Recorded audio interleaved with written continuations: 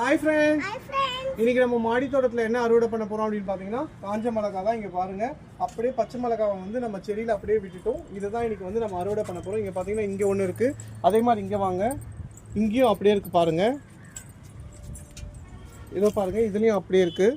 So நமக்கு தேவையான காஞ்ச மிளகாய் வந்து நம்ம இது பண்ணியிருக்கோம். இப்போ இது ஃபுல்லாமே நம்ம அறுவடை பண்ணிடலாம். Hi friends, welcome Sri Sula channel. இன்றைக்கி நம்ம மாடி தோட்டத்தில் என்ன அறுவடை பண்ண போகிறோம் அப்படின்னு பார்த்தீங்கன்னா காஞ்ச மிளகா தான். அதாவது பார்த்தீங்கன்னா பச்சை மிளகாவை அப்படியே நம்ம செடியில் விட்டுட்டோம், நல்லா காஞ்சி வரட்டும்னு சொல்லிட்டு. ஏன்னா காஞ்ச மிளகா நம்ம வீட்டுக்கு தேவையானதை எடுத்துக்கலாம்னு சொல்லிட்டு. ஏன்னா ஆல்ரெடி பச்சை மிளகா நமக்கு தேவையானது செடி இருக்குது. அதனால் பார்த்தீங்கன்னா இன்றைக்கி காஞ்ச மிளகா வந்து நம்ம அப்படியே விட்டுட்டோம். கிட்டத்தட்ட அது 1 மந்த்து கிட்ட அப்படியே விட்டுட்டோம் பாருங்கள். நல்லா காஞ்ச மிளகா வந்துருச்சு பாருங்கள். காஞ்சி இன்னும் கூட நம்ம விட்டோம்னா இன்னும் நல்லா காஞ்சிடும். இப்போ இதே மாதிரி பார்த்தீங்கன்னா பாருங்கள், இப்போ இது ஏன் நாங்கள் அறுவடை பண்ணுறோம் அப்படின்னு பார்த்தீங்கன்னா, இப்போ கொஞ்சம் மழை சீசன் ஸ்டார்ட் ஆகிடுச்சுங்களா உங்களுக்கு. ஸோ இந்த மழையில் வந்து இது நனைஞ்சதுன்னா அப்படியே வெள்ளை பூத்து அந்த பூச்சி வந்துடும்.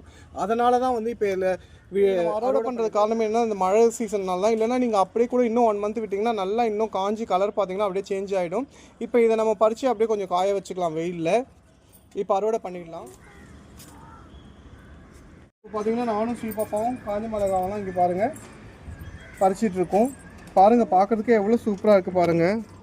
பாருங்கள் எவ்வளோ சூப்பராக இருக்குது பார்க்குறதுக்கே. அந்த ரெட் கலர் வந்து அவ்வளோ சூப்பராக இருக்குது. இப்போ இது எல்லாமே நம்ம அறுவடை பண்ணிடலாம்.